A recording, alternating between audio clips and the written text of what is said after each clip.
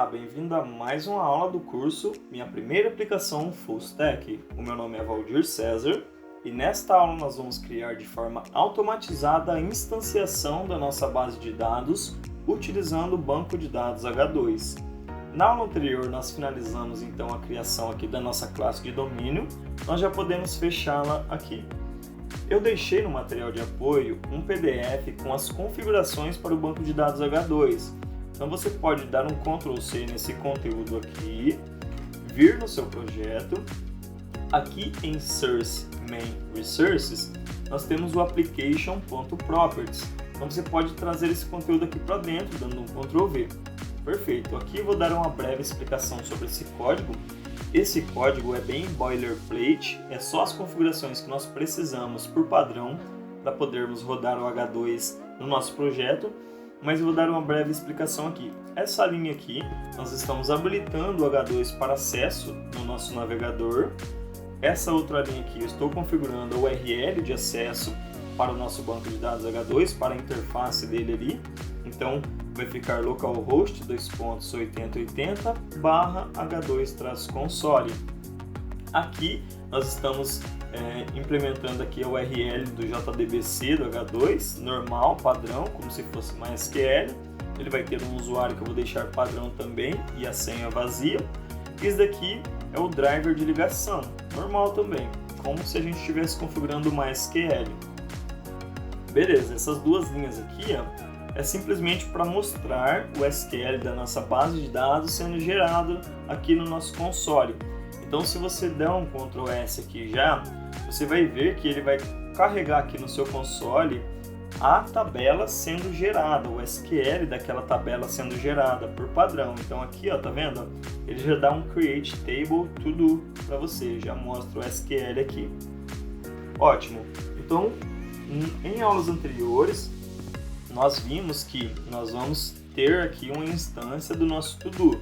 O que eu quero fazer? Sempre que a nossa aplicação for recompilada, sempre que eu der um Ctrl+S na nossa aplicação, ele vai recompilar o nosso projeto, ele vai recarregar o nosso projeto de forma automatizada, porque nós adicionamos a dependência do DevTools e ela serve para isso. Quando você salvar o projeto, ele já recompila o projeto para você sem você ter que vir aqui, estopar a sua aplicação e iniciar ela novamente. Então a gente quer fazer o seguinte, sempre que a minha aplicação for reiniciada, eu quero que ele instancie já para mim um to-do para mim verificar se está ocorrendo tudo certo com o nosso projeto.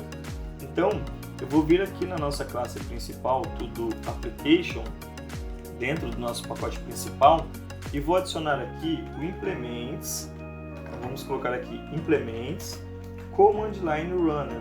Então nós temos essa interface command line runner, que tem um método que tem que ser implementado aqui por padrão. Como você pode ver, ele já começa a reclamar aqui. Se você clicar aqui nessa lâmpadazinha, você pode adicionar aqui os métodos não implementados aqui. Então ele traz aqui o método run para a gente. Esse método ele vai executar o código que tiver aqui dentro sempre que a aplicação for reiniciada ou iniciada. Então aqui dentro eu quero fazer o seguinte. Eu vou criar uma instância do meu to-do, então vou digitar to-do, dar um Ctrl espaço, vai ser o to-do do nosso pacote aqui, domain. Ele se chama T1, como ele mostra aqui no nosso modelo conceitual. O título dele, então, vamos colocar aqui que ele vai receber um new to-do. Aqui você vê a importância de criar um construtor com argumentos, porque facilita na criação da instância dessa classe, uma vez que você não precisa ficar T1.setID, T1.setTítulo. Então a gente já economiza algumas linhas de código aqui. Bom, então ele mostra aqui em cima pra gente as informações, Aqui é o ID nós já configuramos que vai ser gerado automaticamente pela base de dados. Ele espera então um título, o título vai ser estudar. Ele espera a descrição, então aqui a descrição vai ser estudar Spring Boot 2, Então vamos colocar aqui Spring Boot 2 e Angular 11, que é o que está aqui na nossa instância, e a data para finalizar. A data, como nós colocamos um local date time, nós vamos fazer o seguinte. Eu vou instanciar aqui um objeto do tipo date time formatter. Então vamos colocar aqui esse carinha aqui, tá bem? Eu vou dar um nome para ele de formatter mesmo, que vai receber então um date time formatter também, of pattern. Então, o padrão que nós vamos utilizar aqui vai ser o seguinte, vai ser dia, mês e ano, né? Então vamos colocar aqui dd barra maiúsculo barra YYYY, que é de year, né? E a hora, H maiúsculo, e os minutos. Pode ser minúsculo mesmo. Então beleza, vamos colocar um ponto e vírgula aqui. Aí aqui na data então, que é para finalizar esse nosso to-do, nós vamos colocar um local datetime ponto parse. Aí aqui ele espera uma sequência de caracteres, né? Que vai ser a data que nós colocamos lá na nossa instância, 25/3 de 2022. Então vamos colocar aqui 25/3 de 2022. Eu não coloquei a hora nessa instância aqui, mas nós podemos colocar aqui uma hora qualquer. Vou colocar às 10h40. E ele espera aqui um pattern, né? Ele espera um formatter aqui. Então nós vamos colocar aqui como segundo argumento o nosso formatter aqui. Então vamos colocar assim, formatter. Beleza. Agora aqui nós vamos colocar false, porque o nosso to-do ele não está finalizado, né? Ótimo. Agora a gente tem então uma instância do nosso to-do aqui sempre que a nossa aplicação iniciar. Porém, ele não está sendo salvo na base de dados, porque vocês se lembram que a camada responsável por realizar a persistência das informações é a camada de repository. Então a gente tem que criar uma interface do nosso to-do que estende o JPA repository para a gente poder salvar a instância desse nosso to-do lá na nossa base de dados. Então a gente vai voltar aqui no nosso projeto, com o botão direito aqui no nosso to-do, nós vamos clicar em New. Nós podemos selecionar aqui interface já. Essa nossa interface ela vai ser chamada de to-do repository. Então, vamos colocar aqui repository. E ele vai ficar dentro do pacote. Então vamos colocar aqui ponto repositories. Beleza, então vamos clicar em Finish aqui.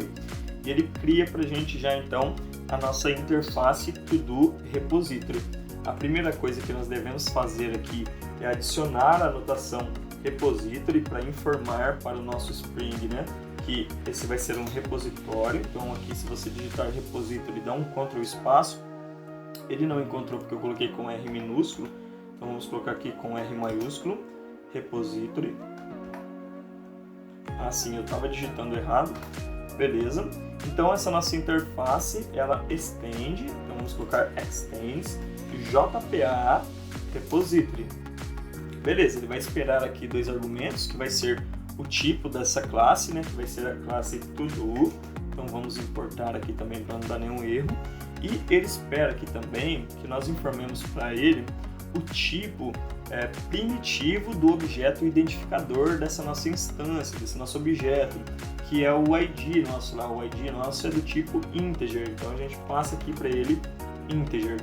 Perfeito, então agora a gente já tem um repositório do nosso to-do que a gente pode injetar em partes diferentes do nosso código para a gente poder utilizá-lo ali. Então a gente vai voltar aqui no nosso to-do application, na classe principal, e a gente vai adicionar uma instância desse nosso to-do repository. Então nós vamos fazer assim, ó. Vamos adicionar a anotação auto-wired, essa anotação aqui. Aí nós vamos colocar aqui embaixo private to-do repository. Eu vou chamar aqui de to-do repository mesmo. Eu estou informando aqui para o Spring que é ele que vai ser o responsável por gerenciar, por criar, gerenciar e destruir essa nossa instância aqui. Ele é inteligente o suficiente para fazer esse gerenciamento completo para a gente. Então beleza, agora que a gente já tem um to-do repository aqui, a gente simplesmente pode fazer o seguinte, ó, to-do repository .save all, para a gente salvar tudo. Aí aqui dentro a gente coloca para fazer um macetinho aqui, caso eu tenha mais instâncias de to-do aqui. Então eu vou colocar arrays.aslist E vou passar aqui o nosso T1. Caso eu tivesse um T2, T3, eu poderia colocar uma vírgula e ir passando eles aqui, tá bem?